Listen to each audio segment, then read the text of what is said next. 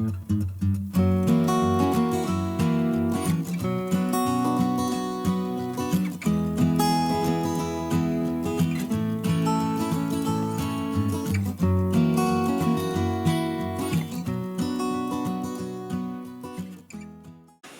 everybody, welcome back to our channel, Page Family Homestead. We're making shish kebabs today, but right now we're going to marinate them, cut them into little 1-inch cubes, and marinate them in oregano, dehydrated onions, and we're going to use some garlic powder. And what we'll do is we'll cut these into cubes, put them in this bin here, cover them, mix all the ingredients together. Then we leave it for 24 hours to marinate, and then we'll bring you back when we put them on spears. But right now I'll show you some of the way we cut this up into 1-inch cubes.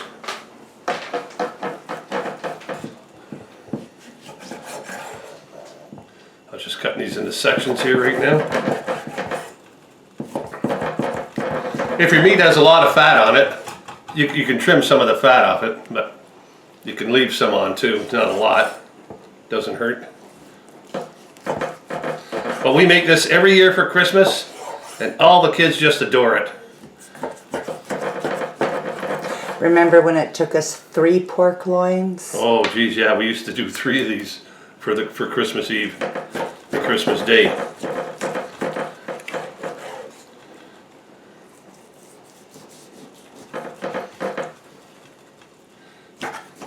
Kids were more excited about the meat sticks than they were Christmas. They just love them. Okay, see that kind of meat, that kind of thickness of fat, I would trim that off if I was you. But I'm not you, I'm me, so I'll cut it anyway.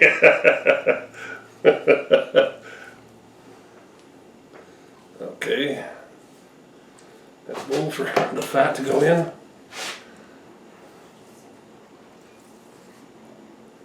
Helps if you have a sharp knife.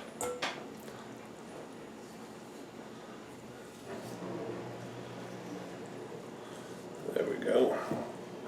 Okay, that one. Ooh, still a lot of fat on that.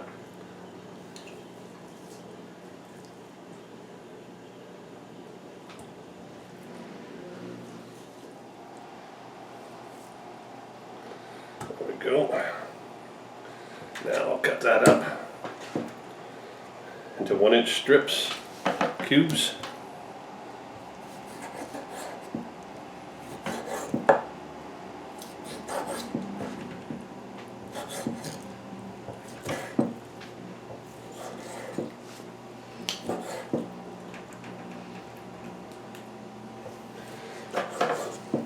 I wouldn't go any bigger than 1-inch cubes because then you got a great big meat stick shish kebab that's way too big. This is the perfect size right here, just like that, right there.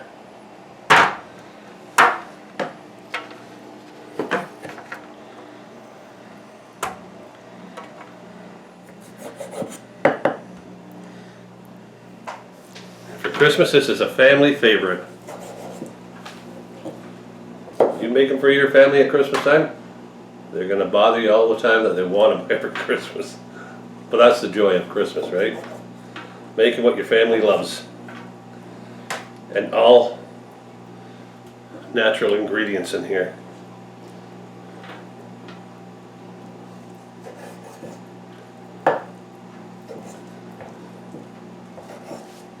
It takes a while to do it, but not too bad. And once we get going and this is processed and it sits overnight, what we'll do is we'll bring it back when that happens and put them on the spears, and we'll show you how we put them in breadcrumbs, milk and flour, and then we deep fry them just to brown them.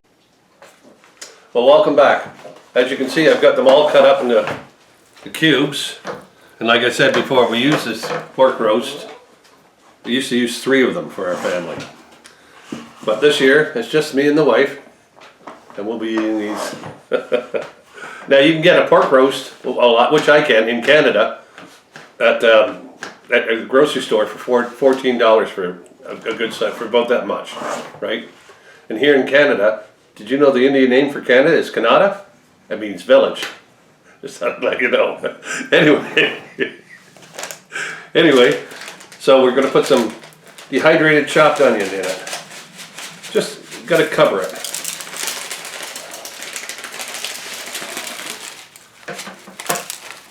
That should be good.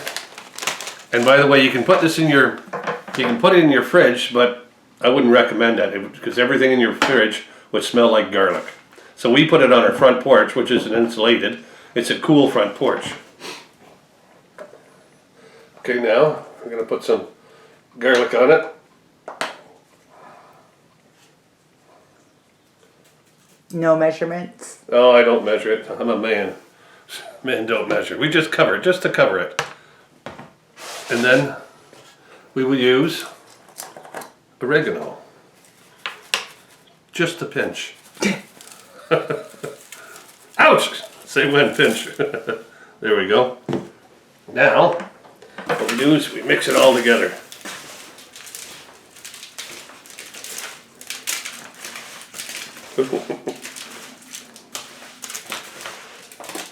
And this will stink that whole front porch up, but it's a good stink.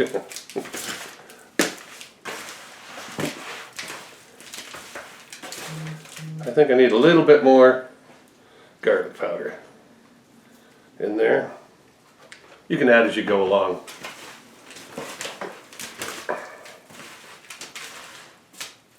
There. And I think that's good.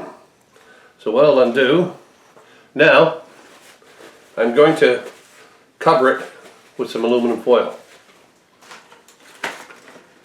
which I bought at a Canada grocery store.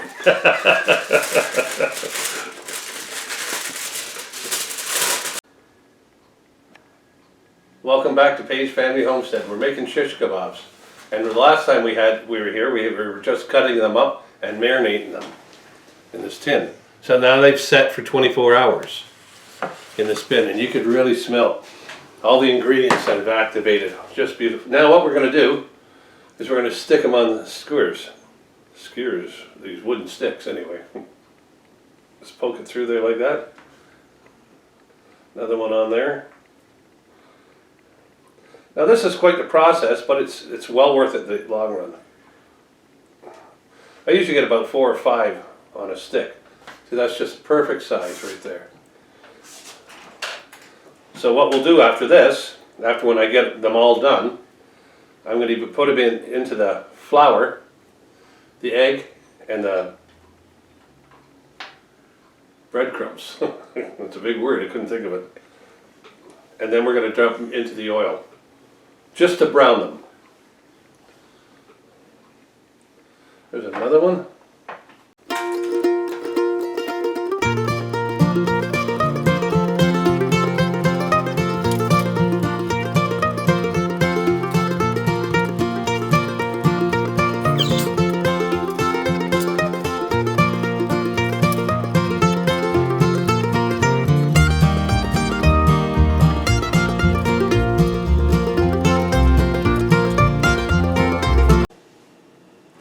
Okay, welcome back.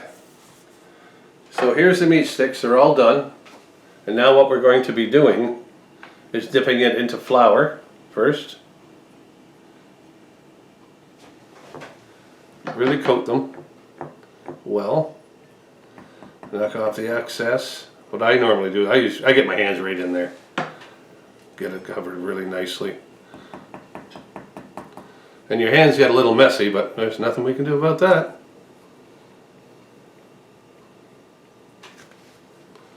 And keep dumping it in like this until you cover the whole thing up. In egg. In egg, yeah.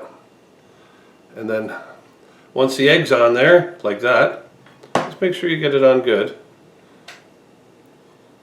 And then into the breadcrumbs. Cover them good. And for you, those of you who's just joining our channel, please subscribe and hit that notification button and thumbs up. There we go, there's the first one down. And then we do another one. These are just a nice size. I used to make them bigger. We had the sticks that were about that long, but what I've done is I cut it I've cut them in shorter pieces, so it's just a little bit smaller. But we had 5 kids at the time, and those kids were like human garbage pails. You step on their foot, their mouth opens up, so you had to feed them. So we made lots of food then for them. That's nicely coated, and into the egg she goes.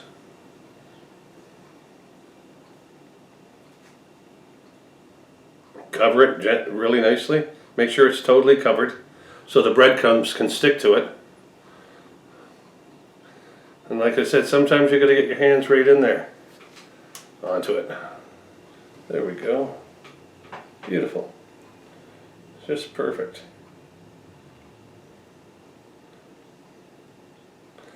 There we go. And coat it up with the breadcrumbs again, like this. Now this takes quite a bit of time.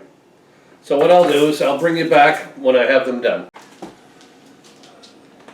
Okay, we've come out and we've breaded all these. These are ready to go. We got 25 out of that roast. And 5 more over here because I've got a nephew that loves them and he's gluten-free. He has to be gluten. So we changed the flour. We rinsed the plate out so there's no cross-contamination at all. But that's the gluten-free flour. And there's all different kinds of brands out there of them. Then we clean the egg out. We wash the plate too as well. Like I said, for contamination as well, cross-contamination. And we have gluten-free breadcrumbs. President's choice. The president gave you this as a choice.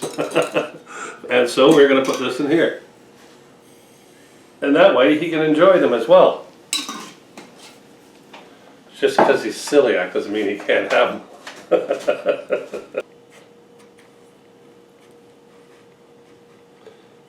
And I'll cook his first in the oil. Like I said, cross-contamination, right? We don't want nothing happening to him, so.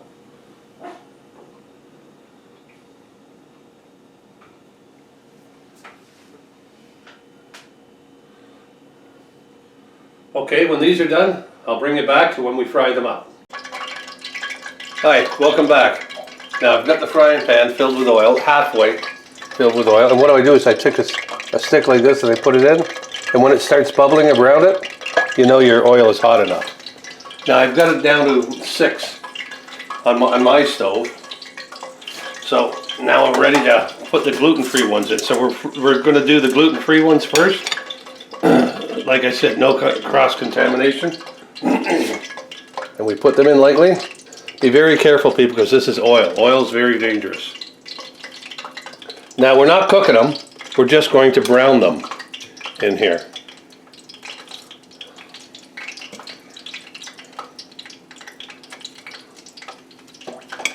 And there's 5 of them for them.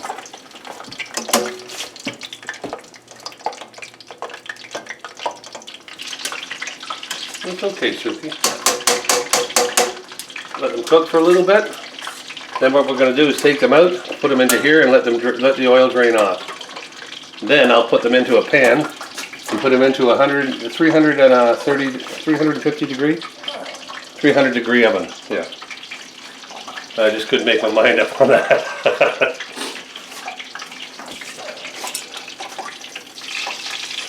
Ooh, they're getting there good. Nice. I'd give them about 2 minutes on each side, or 3.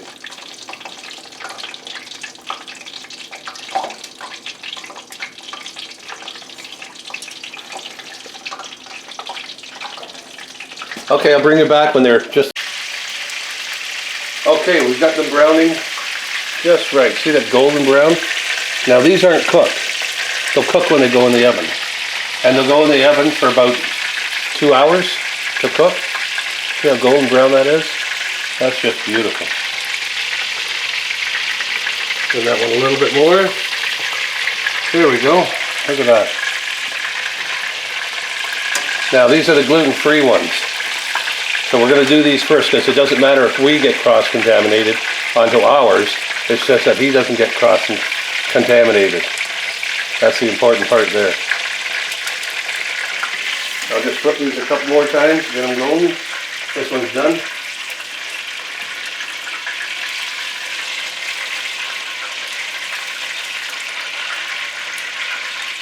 That's beautiful. And what a holiday treat these are. There we go. Now the gluten-free ones are done. Now what I'll do is I'll just pat them down to get the oil off them, and I'll stick them into here. Now the oven, you got to be careful with oil around, but I got to keep that hot. I'm leaving that on because I'm bringing the next batch in, which you'll see here, right here. So I can put these in. Watch your fingers, don't drop them in and splash the place because it'll burn you. Okay, there, they're in. These are ready to go in. They're all drip free. There we go.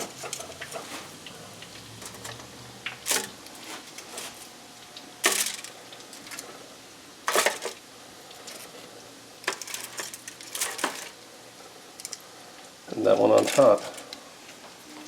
There. Now I can put these in the oven. And as soon as I go to put these ones in, I'll put them in then. They can stay out for a little bit. But first I'll cover them with a tin foil. Now let's see how ours are doing. Oh, they're starting to brown pretty quick because the oil's pretty hot now. But I've got it turned down. We don't want it too hot.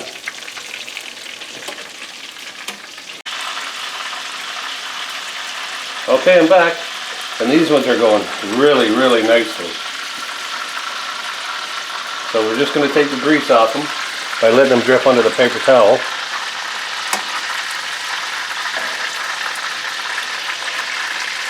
Roll them over a bit. Some are already done. Oh, they're coming out really, really nice. Just beautiful.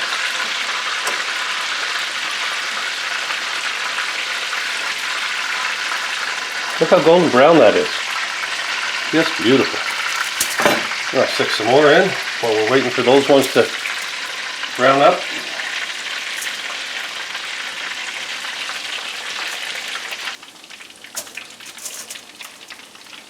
I remember the kids across the street used to come over too and have some of the meat sticks as well.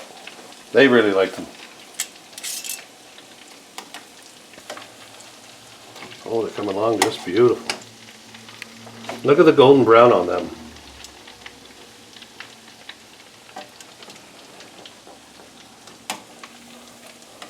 If I was a shish kebab, that's what I'd want to be right there, that color right there. That's beautiful. Okay, now what I can do is I can start taking these, now that they've dripped, a bunch of them start lining them up in the pan here.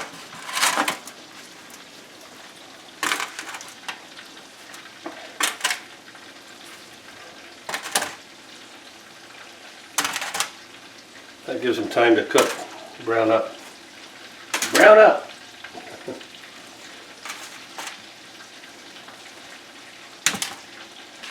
Okay, I'll be right back as soon as these are browned up to put them in the oven. Okay, we're back. These are done. And now we're going to put them in here and get them ready for the oven. Yeah, if you make them too brown, they'll dry them out. So you don't want them too brown. You just want them nice, lightly browned. There. And now the sheet over top. Something like that. The remaining balance can go on top of them there.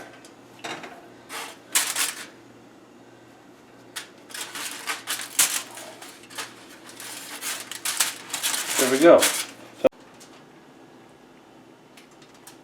And we're back. Sorry about that, but our memory card was full, we had to dump it. So we put the tin foil on here, like this, open up our oven, and we'll put her in there for 2 to 3 hours. There we go.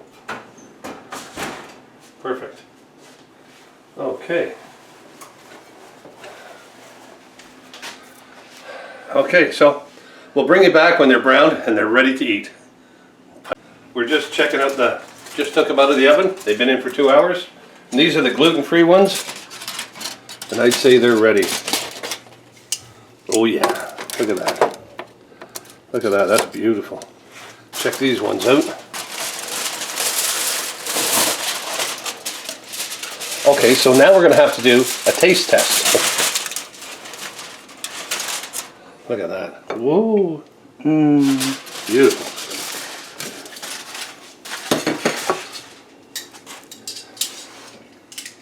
Oh, they're gonna be hot. Burn my mouth. It's too hot. See what they look like? There they are. Oh my God. Is it good? Here, let me take a little bite then. Oh, yeah, they're hot. Okay. Oh, man. Need mustard. Yeah. Good job, baby. Merry Christmas, Merry everybody. Christmas, everybody.